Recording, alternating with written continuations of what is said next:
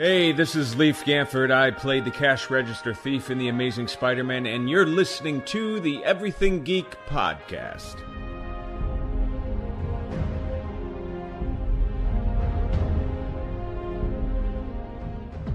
Hey, this is Rich McDonald, and I play Commander David Mason on Call of Duty Black Ops 2. And you're listening to Everything Geek podcast.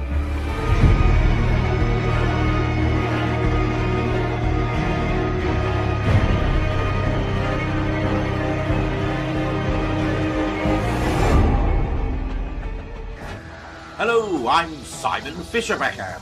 You probably know me better as Dorian Moldabar from Doctor Who, or the Fat Friar from Harry Potter.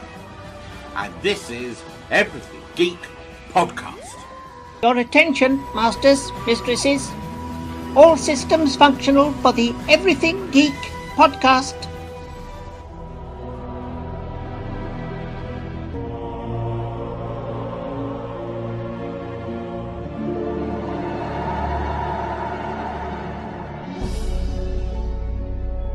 Hey, it's James Arnold Taylor, the voice of Obi-Wan Kenobi and Master Plo in Star Wars The Clone Wars, and you're listening to Everything Geek, the podcast.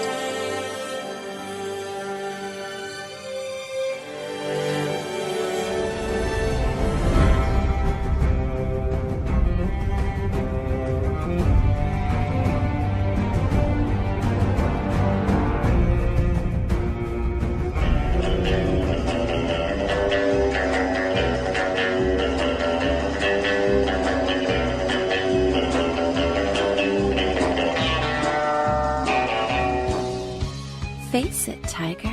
You just hit the jackpot with the Everything Geek podcast.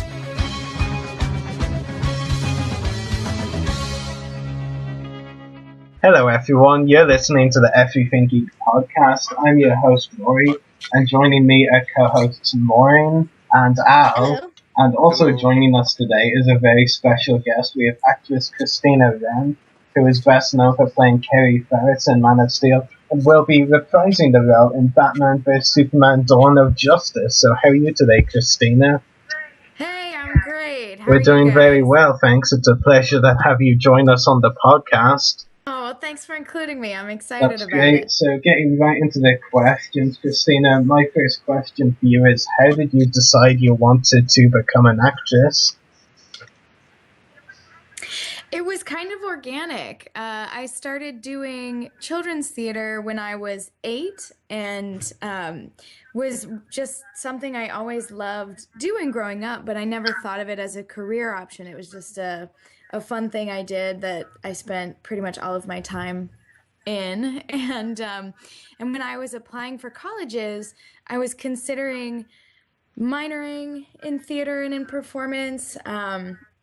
And my major kept changing, what I thought I would major in, and then I considered maybe I would double major, and again, my idea of what the other option would be kept changing, and finally, I'm incredibly lucky to have really supportive parents, and my mom came in to my room one night when I was working on applications, and she said, this is your decision, it's your life, you need to do what's right for you, but I think you have a talent and you shouldn't bury your talents. And if you want to study performance and acting, your father and I are behind you 100%. So I thought about it and realized that was really the only thing I wanted to do. And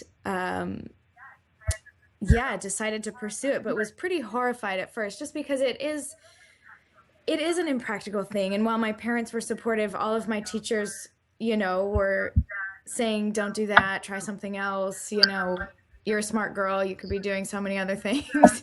And so it's a little scary, but I'm so glad that I took that leap. I can't imagine doing anything else with my life. So That's great, definitely. It's a very great story. I mean, it's always great, of course, when parents support what you do. It's just very useful. It's always a good thing. So, getting right into my second question, how did you get cast as Carrie Farris in Man of Steel?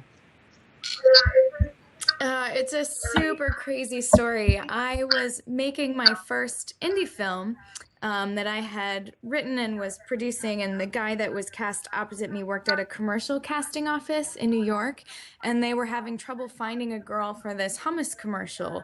And the casting director asked him if he knew anyone, and he said, yeah, actually, I think my friend Christina would be good for it. So I ran in super last minute and did this audition and ended up booking this part.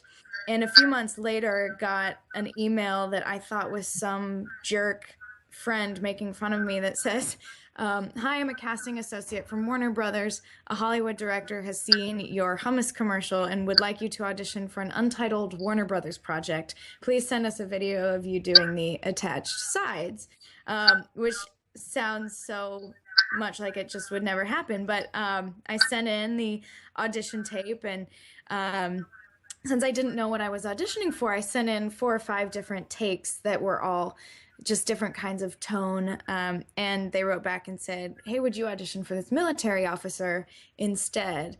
And again, at the time, it was just a handful of lines, and I was trying to figure out, is this an alien movie? Is this a political movie? I just couldn't quite figure out what it was. So I sent in a handful of options again, and got a phone call a week or so later saying, well, the producers are reviewing your tape. They want you. Are you available these dates? And I sort of laughed, but I just said, can I know what this movie is that I'm auditioning for? And the casting director laughed, and she said, yeah, but you can't tell anybody. It's the new Superman. And it took everything in me not to just like freak out and start crying on the phone, because I was a huge Superman fan as a kid growing up. My brother and I were just obsessed with the Christopher Reeve films and would run around the yard with towels safety pinned to our shirts. And my mom made my brother a full body Superman costume. Like, it was such a big part of our childhood. And it was just quite a literal dream come true. So. That's great. I mean, of course, you being a Superman fan as well. It's funny the way you were saying that all came from an email which you thought wasn't genuine. I've had that feeling before with some of my podcast interviews. Like, we actually last year, and I'm not even joking with this, we got offered an interview with one of the stars of the last Hobbit movie, and I was just like, is this spam? Should I even open the email? Because the heading of the email was simply The Hobbit movie, and I was like, is that spam? Yeah. I'll just click on it anyway. What's the worst that can happen? My third question is, you're one of the few people who can say they've called Superman hot on screen. How does it feel knowing this, and what did you think when you read that scene in the script? I am so lucky that they wrote that line in for me. That's really what makes my character memorable. To get the funny line at the end of the movie is such a treat to offer an actor. And the first time I met Zach, I had just gotten cast in the role, and I had to sign my contract and get my pages and things. And it's all, it's very protected. Sign NDAs and everything anytime you're given any material from the show. And so Zach showed up, and he's so great. He's just got great energy, and he said, oh, we just wrote this new line for you. It's going to be great. You're going to have fun with it. And I didn't know what it was, and I looked at the pages, and of course I thought, this is amazing. It's hilarious. But I was also stressed because I thought, if I don't nail it, if it's not funny, what if people don't laugh? Then it's the worst. So the first time I saw the film in the kind of cast and crew screening, I was so relieved when everyone laughed. And I saw it in the theater a few times with some friends as well. And every time I was just thinking, oh, thank God that everyone laughed. Because if you get one of maybe 2 laugh lines in a movie, you really want to make sure it works, So. Yeah, I mean, it's always a risk with something like that, isn't it? It either pays off or it doesn't, but if it doesn't pay off, people will remember it. I mean, obviously, there's some people out there who will not like it anyway, but the fact that it got a good laugh from the screening you went to is a testament that was pretty funny in the end. Yeah, and people always come up to me and say they're like, I was so glad someone finally said it. I was thinking it the whole movie. Once Frida saw the girl sitting next to me, the whole film was just going, oh yes, oh yeah, oh he's perfect, oh yes. So I think it's just kind of stating the obvious, you know? Yeah, I mean, it's one of those examples where you're always thinking something and then you're relieved when someone actually says it. Yeah, exactly. Yeah. Exactly. Yeah, I've had those moments watching movies and TV shows where I'm just like thinking to myself, oh, come on, to this character, say something like that, I have it pictured what they're going to say, and then they say, and I'm like, finally someone says it. Someone said it. Yeah, exactly. Yeah, and as you said, I mean, whether for a good reason or not, though, it does sound like mostly good, of course. People are going to remember your character from Man of Steel for, that iconic scene. And as I said, whether they like it or not, they're going to remember it, so that's something to take away from it. Absolutely. Absolutely. I was happy about it. Yeah, definitely. I can imagine so. My fourth question is, we know you can't talk much about Batman vs. Superman Dawn of Justice, but how did it feel to reprise the role of Carrie Farris? Did you know when casting Man of Steel that you would be asked to play the role again? No, I didn't. I was excited that I didn't die in the end. Most of the other actors I worked with sadly got killed in Man of Steel. So I was relieved that that I was alive, but I didn't know if I would come back or not. Because again, it's a pretty small part. So they could decide to use me or not. So I was incredibly happy when I found out that I was coming back. And yeah, it's also such a wonderful group of people to work with. They've got such a lovely crew, and it's just a kind of a family vibe on set. So that also, I was just so excited to get to work with everyone again and share in that experience. Definitely, that's great. My final question is, do you have any upcoming acting roles or any other projects you would like to talk about? Sure. I mean, something that I spend a lot of my time on is my own production company. So I write and produce and then also act in a lot of original content. And right now we're gearing up to release our first sci-fi show, which I'm excited about, called Lusa. So in a week, that will start to go live.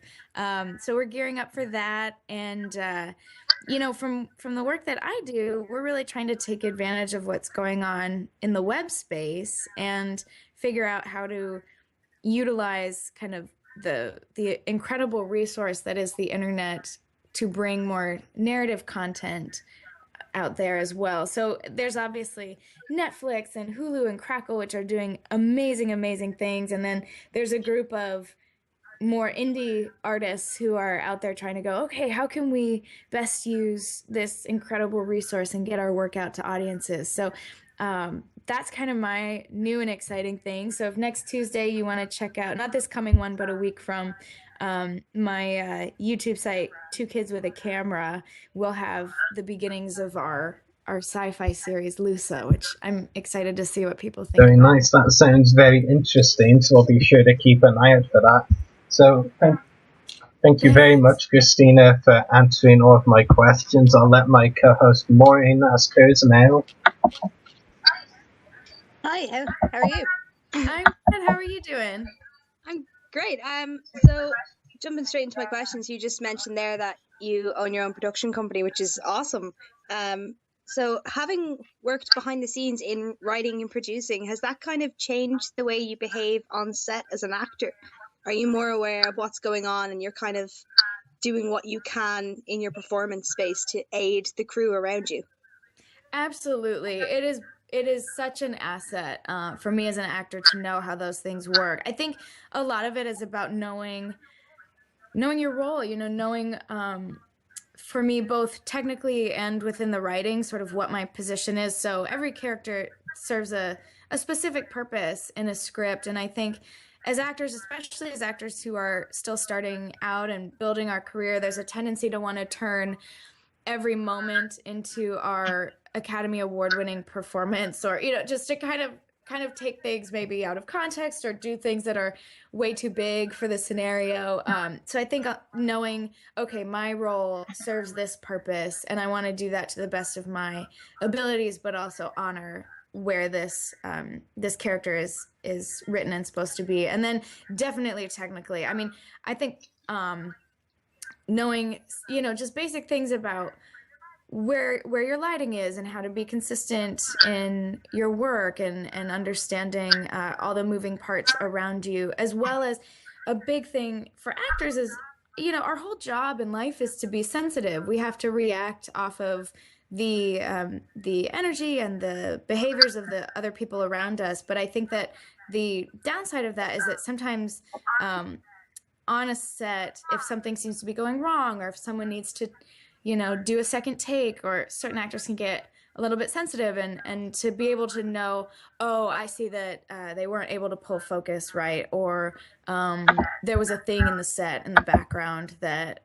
you know, wasn't the way someone wanted it. This isn't about me. And then to know the moments when it is about me and be able to tell the difference and utilize that information is incredibly useful, and it helps me just play more freely and to go, okay, the camera's here and what they're trying to get is this, and so I can do these things within this space, and I can give my fellow actor this type of gift, and they can react off of that because this is their big moment, and it does make it for me a lot more fun to just get to play.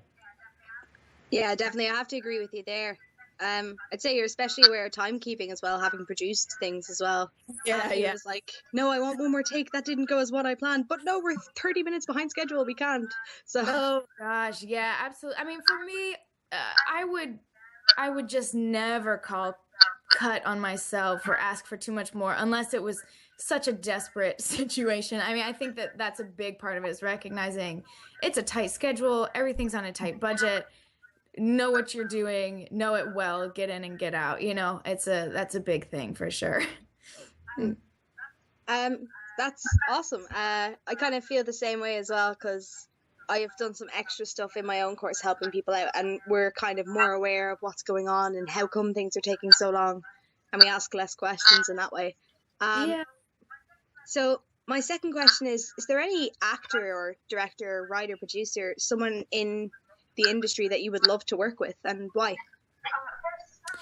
There's so many. You know, I think that my two biggest interests are being in sci-fi kind of action movies, but I would love to be the heroine, you know, so that world and that genre. But the other thing that I'm really interested in, and sort of my big project that I'm working on as a writer right now, is a sitcom pilot.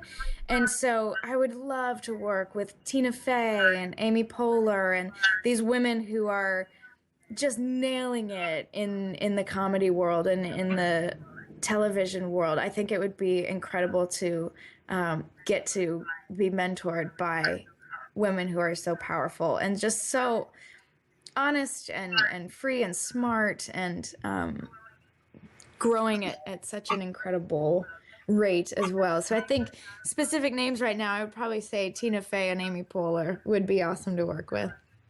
So like if Mean Girls was ever, you know, rebooted, you'd be in on that one. Yeah. I think the two of them are great. They're fantastically funny as well. Yeah. And it's hard to be funny. I mean, I think that that we can really think that drama is hard and requires so much, and it does. I guess for me, the drama is what comes more naturally. So and I love doing it. I love to go deep with a character and go on an emotional journey. Comedy has always been the thing that intimidates me. So when people nail it, I just am in awe of them. And something I love Parks and Rec, and Amy Poehler in that show is so awesome to me because she gets the funny and she can be funny, but then in the moments where she needs to go deep, she does it in such a lovely way. I don't think a sitcom has ever made me tear up before, but there are moments in that show where I end up feeling so emotionally invested because she is so emotionally invested in her work and in her character. And I think that's just awesome to be able to see someone who clearly has that range and might not always be recognized for the depth of skill that is there, but it's just awesome. Yeah, that's really interesting what you were saying about how dramatic acting comes so easily to you, because I find it quite the opposite. I find it easier to slip into a comedic character, and it's much harder to get dramatic. Okay, yeah. And yeah, I haven't seen much of Parks and Rec, but my sister watches it, and I'd sit down with her sometimes, and just the level of acting in that show is fantastic. It is. Yeah. So my third question, I saw on your IMDb profile that you had an interest in musical theatre, and that before you you majored in film. And what kind of inspired you to make the switch from theatre to film? And do you have a favorite musical? Yeah, I grew up doing musicals my whole life. I think that's a really easy way that kids get into theater, and I started as a musical theater major in college, and I loved it, and I still love it. And I would love to do musicals again. I think that the big shift for me happened because my strength was always and my passion was really always with acting first, and then with singing, and then with dance, and I found that the more that I got into doing even just student films and some smaller projects, I felt more at home in that environment than I did in the musical theater world. And so it just sort of organically happened that as I went through college and as I grew, I just kept doing more and more work in either straight theater or film, and really fell in love with the medium, with the intimacy of it, with the ability to focus so much on the moment that the character is in, that when you're doing a play or a musical, the amazing joy and challenge of it is to go on a long journey in a 2-hour period and do it, repeat it over and over and over again, which it takes incredible discipline, and the actors who are doing that night after night after night are just incredibly inspiring to me. And I think that in film and TV, you get to take you take a different journey every day, and that is very attractive to me, to build a character over time, and rather than repeat the same set of experiences, you take a different journey in every scene, and I like that. But I still love theater, and I love musical theater as well. I think I just ended up building more in one direction than the other. Yeah, that's interesting, because that's exactly kind of what happened to me. I got involved in musical theater, but I went into film, and now I'm actually doing a musical show on Thursday just with a society. Oh, nice. Tuesday. So yeah. So do you have a favorite musical, or can you pick? Yeah, I love Children of Eden. That might be my favorite musical. I love a lot of shows, but there's something about that one that has always stuck with me, and I can't decide if it's just because of how it first came into my life or not, but I would love to play Yona one day. I think it's just a beautiful piece and a beautiful role. But I love so many. I did Into the Woods in high school, and so it was so fun over the holiday break this year. A bunch of my friends all got together, and we went and saw the movie, and it's super sentimental, and I loved Urinetown when that was out. So many things. It is hard to pick, but I think Children of Eden might be top of my list. Did you have a part in Into the Woods, like a singing part? Who did you play? I was Cinderella. So yeah, princess. It's a nice part. It was fun. I actually got into college singing I Know Things Now, which is Little Red Riding Hood. Yeah. That song's kind of been stuck in my head for a while as well. Oh, that's really cool. Okay, so that's it for all my questions. I'm going to hand you over to my co-host Al. Thank you very much for answering them. Oh, thank you. Thank you so much. Hi, Christina. Thanks a lot for joining us on the show. I just got a few questions. I believe earlier. Thank you. Thanks. Yeah, it's fine. You earlier you said Superman was you're such a huge fan of Superman when you were younger. I mean, my first question is, are you a fan of comics at all? Do you read any? I am. I don't read them religiously, but I do really enjoy them. The one I most recently have, my dad got me the Blackest Night Green Lantern one that I'm excited to check out. So that's my newest one. Oh, that's great because in the chat room, there's some speculation that you're gonna play someone from the Green Lantern comics. I don't know if that rumor's been circulated. I've heard the rumor. Yeah, I think that's why my dad even snatched this for me. There's some cool Star Sapphire moments in this comic book. Again, it's all speculation, but it's fun. It's fun to think about. Yeah, that is really fun to think about. Hopefully, you would play that part. That'd be great. Second question is, how do you think the sort of other superheroes appearing in the, like for instance, like Batman appearing in the new Batman Superman movie, how do you think that would have an effect on that universe in your personal opinion? Oh, it's just awesome. I mean, the really cool thing about what they're doing as far as building this whole particular universe kind of from scratch is that it all flows together so well, and it's just so cool and so fun. I mean, the neat thing about these characters is that most people know all of them already. Even if you're not a super fan, you recognize them, and they, have a history in our pop culture, and it's just fun to get them all in the same room, in the same world. I mean, I think that even for me, I just freaked out watching the trailer that was released yesterday. I was like a kid. I was literally like jumping up and down and squealing because it's just so fun to see Batman and Superman together. And I think it's just going to continue to grow as they bring all these new characters in. Yeah, I think I've seen the trailer like 101 times already. So. It's awesome, right? Yeah, it's really great. Yeah, just following on for that last question. How does it feel to be involved in all this, in this whole film franchise and everything?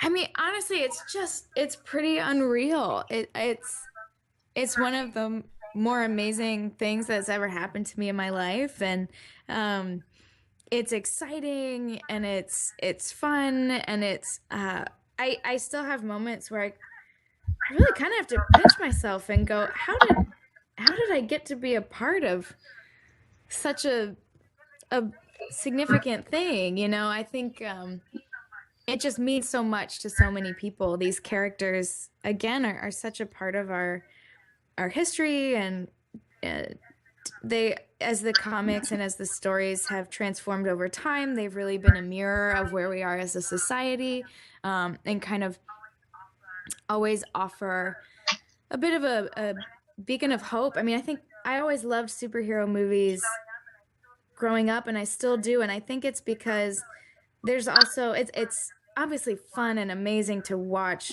these heightened scenarios and kind of the world in its most extreme places, but I do think that we all want to believe that there are heroes out there, and that maybe and every superhero represents a different kind of hero, which is why it's neat to see them all coming together in one world. I think some people feel like a complete outcast and an outsider and maybe almost like an alien, but they have special gifts and they want to share those with the world. And I think that that's Superman, is this kind of this otherworldly being that is trying to do his best to be a leader and be the best, person and man he can be, despite the loneliness and maybe odds that feel like are stacked against him. I think that Batman tends to be the character that, I know my brother would always talk about loving Batman because he felt like that's a character that he could be, since Batman wasn't born with superpowers. He was a man and then, saw a need in his community and was able to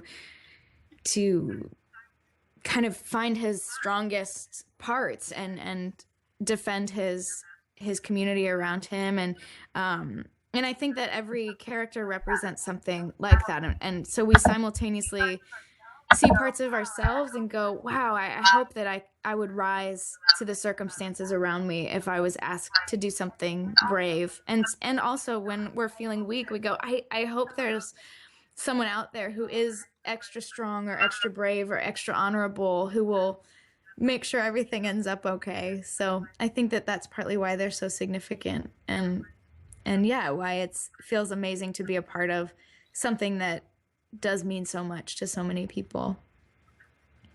I think you literally hit the nail on the head, because I might sound like a broken record to Ruari when I say Superman is my favorite superhero.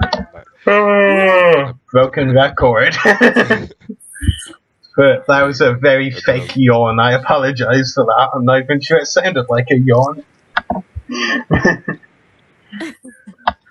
Yeah, but with Superman and Batman, they're both very iconic characters, and you know they're very much archetypes. Like you mentioned, you know, everyone's got their own unique talents and you know hope to bring something to the world, hope to share it. And you know, Superman is the ultimate representation of that. And you know, you just hit the hammer on the nail for that. That was really great. Thank you. Oh, thank you. I'm glad we share a fellow love for Superman.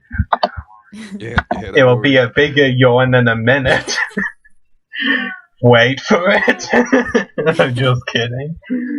I've already won the worst fake yawn competition. I don't want to win it again. Yeah, that's it. Thank you. That's all my questions.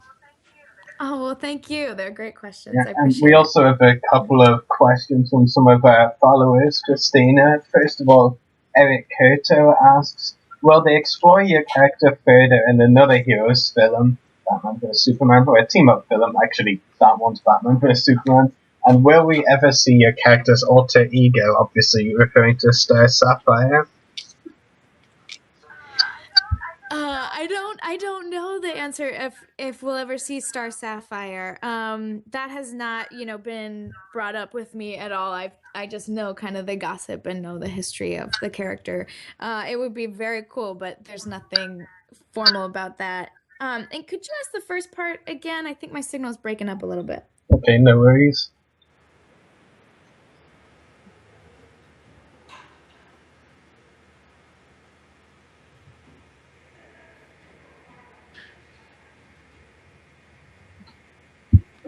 Hello, you there now? Hello, I'm here. Yeah. What was the first part of that question? It was, will they explore your character further in another hero or team-up film? At which I said Batman vs Superman. Got it.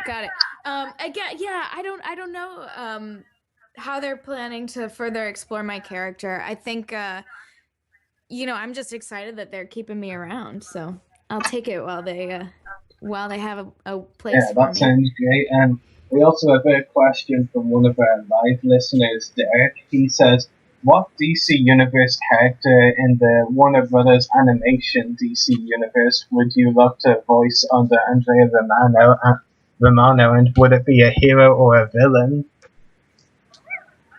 Ooh, what a cool question. I've never thought about that.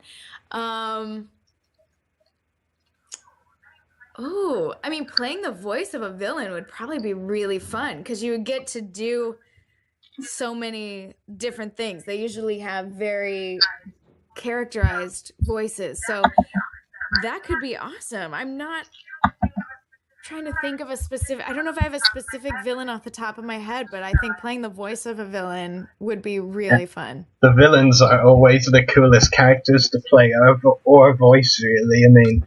because they're just, they're terrible and you're meant to, dislike them, so, yeah.